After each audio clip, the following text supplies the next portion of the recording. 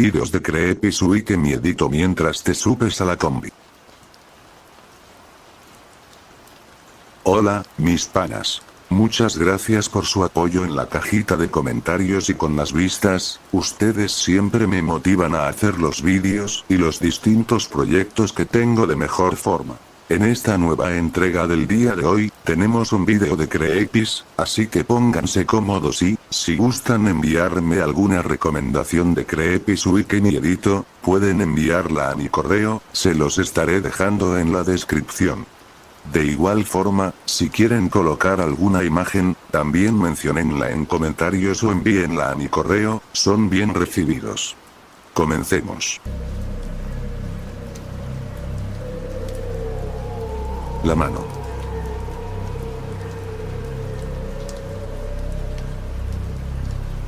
Carola y yo siempre fuimos las mejores amigas.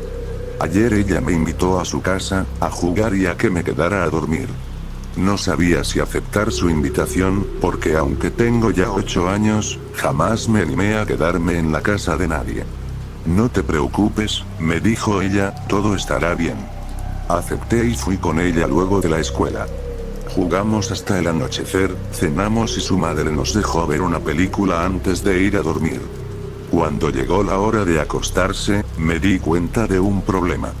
La habitación de Carola tiene las dos camas, la de ella y la de su hermana mayor que se fue de viaje, separadas por el espacio que ocupa la mesita de luz.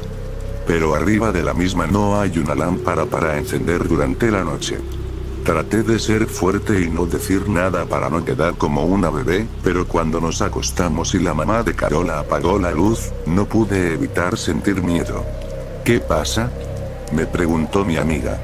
Nunca te dije, pero le tengo mucho miedo a la oscuridad, contesté.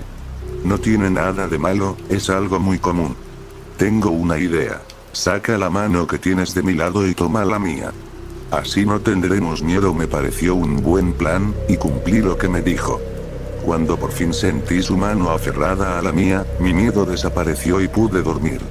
Esta mañana desperté acurrucada contra la almohada. Agradecí que Carola me diera valor para quedarme. Noté que ella también estaba despierta, y le dije gracias. No fue nada, solo tuve que hacer esto, e intentó darme la mano. Pero cuando yo también quise tomársela, descubrimos que por más que nos esforzáramos, jamás alcanzaríamos una la mano de la otra desde la cama. El señor Bocón.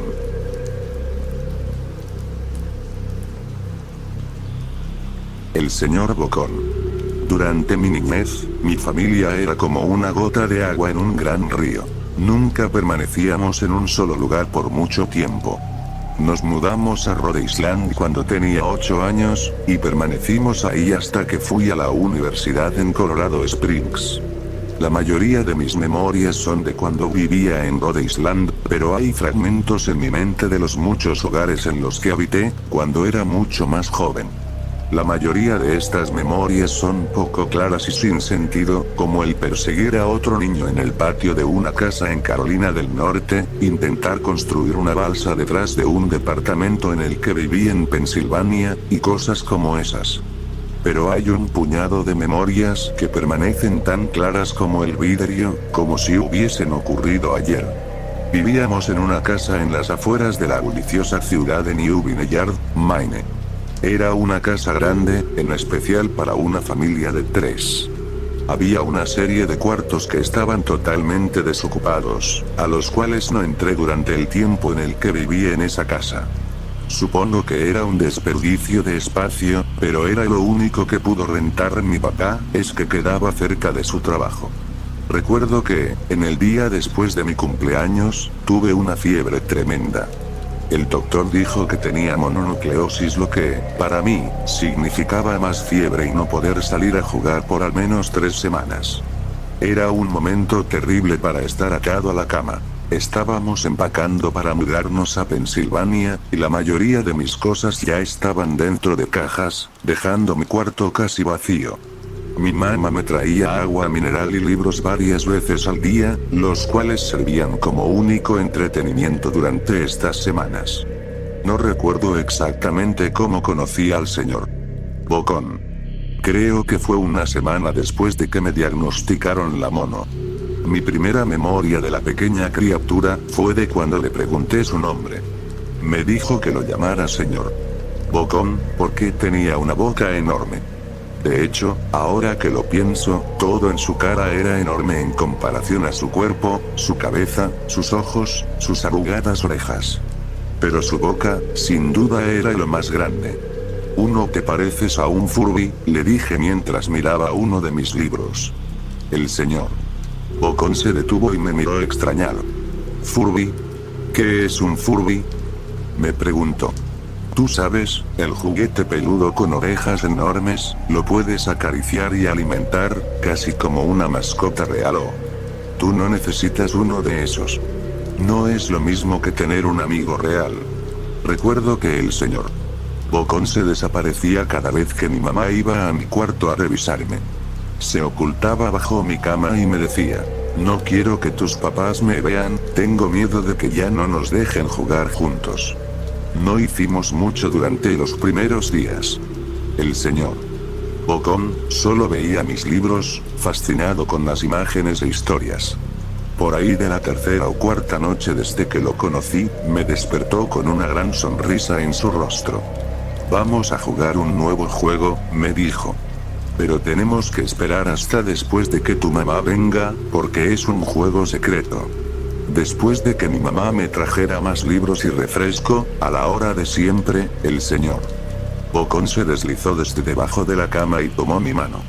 «Tenemos que ir al cuarto que está al final del pasillo», me dijo. Me negué al principio, pero el señor Bocón insistió hasta que cedí. El cuarto en cuestión no tenía ni muebles ni tapiz. Lo único que lo distinguía era una ventana del lado opuesto a la puerta. El señor Bocón corrió a través del cuarto, y le dio un firme empujón a la ventana, dejándola un poco abierta. Entonces, él me insistió en que mirara hacia el piso de afuera. Aunque estábamos en el segundo piso de la casa, la caída era más alta debido a que estábamos en una colina. «Me gusta jugar a fingir aquí», me explicó el señor Bocón. «Finjo que hay un suave y enorme trampolín allá abajo, y brinco. Si lo crees con todas tus fuerzas, vas a ver que rebotas hasta acá arriba, como una pelota. Quiero que lo intentes». «Es muy alto», le dije. «Pero eso es lo divertido. No sería tan divertido si fuera una caída corta. De ser así, mejor si rebotaras en un trampolín real». Recuerdo haber jugado con la idea, dejarme caer en el fresco aire, y rebotar en algo que mis ojos no podían ver. Pero lo realista en mí prevaleció. «Quizás en otra ocasión», le dije. «No sé si tenga tanta imaginación. Podría lastimarme». La cara del señor Bocón se contorsionó con un gruñido, pero solo por un momento.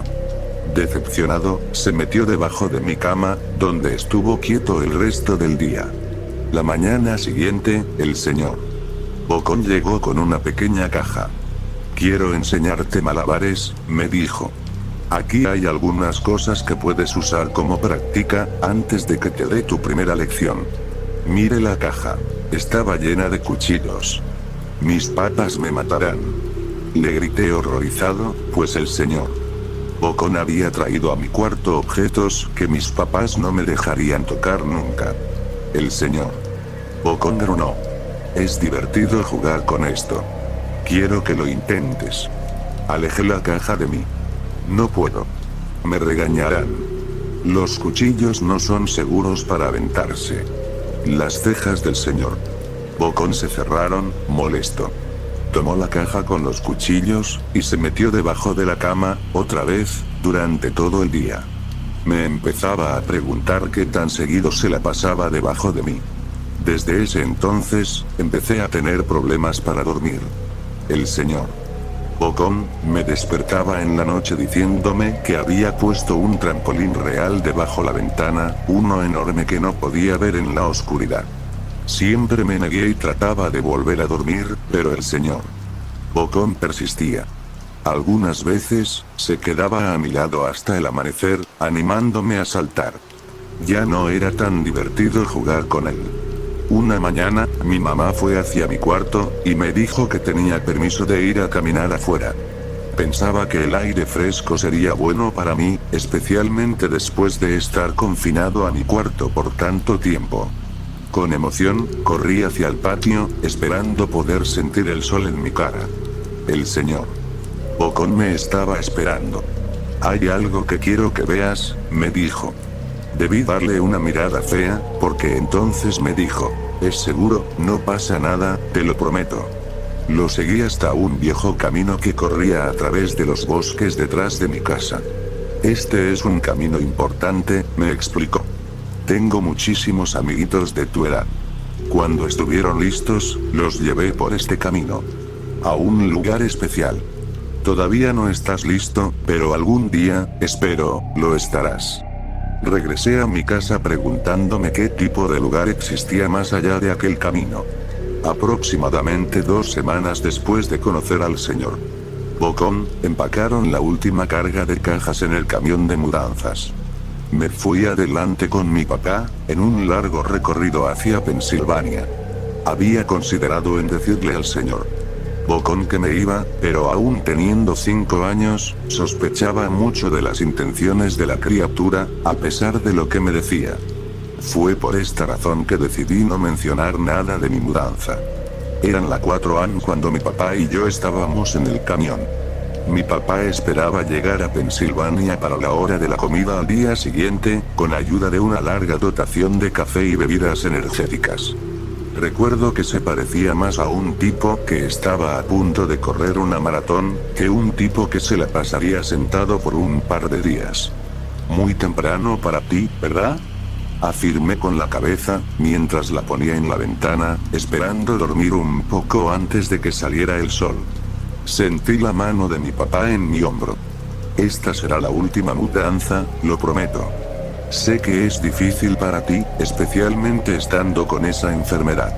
Una vez que obtenga mi promoción, podremos quedarnos en un solo lugar, y entonces podrás hacer amigos». Cuando el camión comenzó a moverse, vi la silueta del señor Bocón en la ventana de mi cuarto. Parado, inmóvil, se despidió lastimosamente con su mano. No me despedí. Años después, regresé a New Vineyard.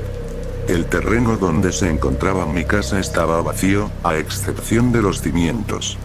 Resulta que la casa se quemó algunos años después de que yo y mi familia nos fuimos. Por curiosidad, busqué el camino que el señor Bocón me enseñó, y al encontrarlo, decidí seguirlo.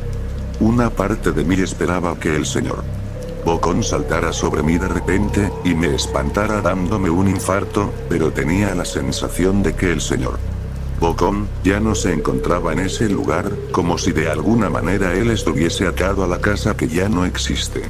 El camino llevaba a uno de los cementerios de New Vineyard. Al ver muchas de las tumbas, pude darme cuenta que la mayoría pertenecía a niños no mayores de 9 años.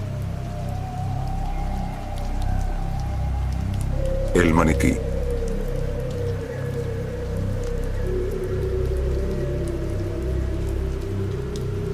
Siempre había detestado esa costumbre de su madre de recoger de la calle cualquier cosa que ella pensaba que serviría para algo. Ese día le hizo cargar un maniquí al cual le faltaba un brazo y tenía media cabeza desprendida varias calles. Una vez que llegaron a la casa, Mauro dejó el maniquí en la sala y subió a su habitación, porque tenía que terminar un trabajo de la escuela. Una hora más tarde, después de cenar rápidamente junto a su madre y su hermana, volvió a subir porque no había terminado aún. De hecho, la realización de su trabajo se extendió hasta la madrugada esa noche. En un momento le dio sed, y bajó a la cocina a servirse un refresco, y al encender la luz se encontró con una mujer justo enfrente suyo. Era el maniquí. Dio un salto y lo puso a un lado.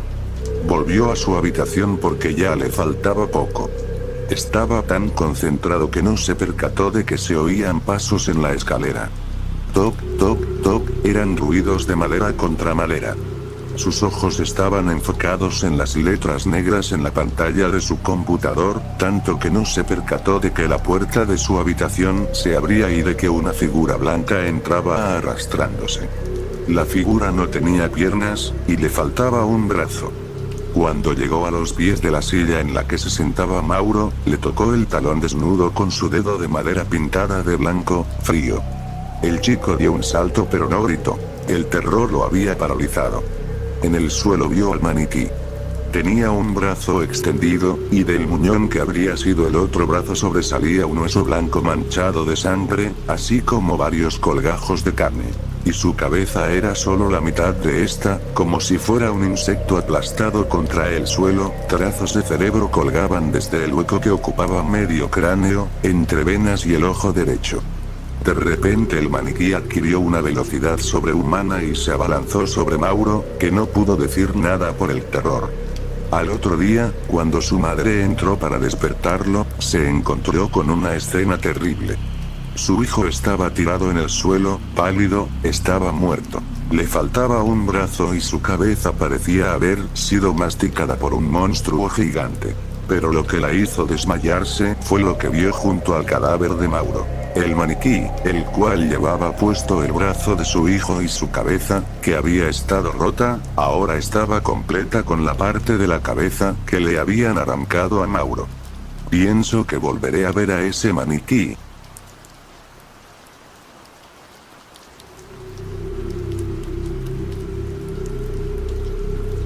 Bajo la cama.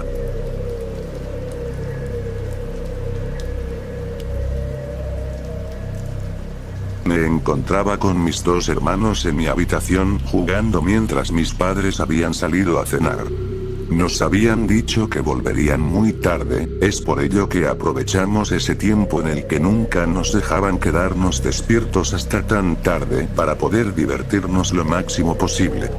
Yo y mi hermano del medio nos encontrábamos jugando a la computadora, mientras que el más chico estaba jugando con una pelota dentro de la habitación, lo cual era bastante molesto debido al ruido que hacía y que frecuentemente tiraba ciertas cosas, es por ello que muchas veces le dije que utilice otra cosa para jugar, pero no me hizo caso, incluso le advertí que le iba a contar un cuento de miedo corto para que de esa manera se atemorice, pero no me hizo caso.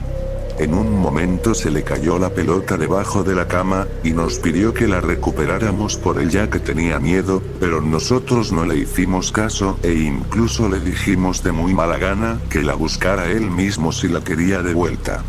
Luego de pasar mucho tiempo jugando a unos juegos nuevos que tenía en mi computadora, le pregunté a mi hermano dónde se encontraba Martín, debido a que no lo escuchaba hace un rato. Como tampoco sabía, le dije que fuese a buscarlo a la cocina y que de paso me trajera un sándwich. No escuchaba a ninguno de los dos, así que le puse pausa al juego. Al bajar de la silla en donde me encontraba pensé que quizás se estaba escondiendo en algún lugar. Me acerqué a la cama en donde se le había caído la pelota y sentí un ruido, supe de inmediato que era él. Incluso al pararme al lado de la cama, me empezó a tocar el tobillo del pie con su mano, pensando que me iba a asustar. Me dio mucha risa, pero quise seguirle el juego, siempre lo hacía asustar con mis cuentos de terror, esta era esa venganza. Esperando que saliese y me dijera "Bú, caíste", escuché a mi otro hermano que me gritó: "Aquí está viendo televisión en la cocina". De un salto estaba al otro lado de la habitación mirando desconcertada que bajo de la cama solo estaba la pelota de mi hermano y un par de calcetines sucios.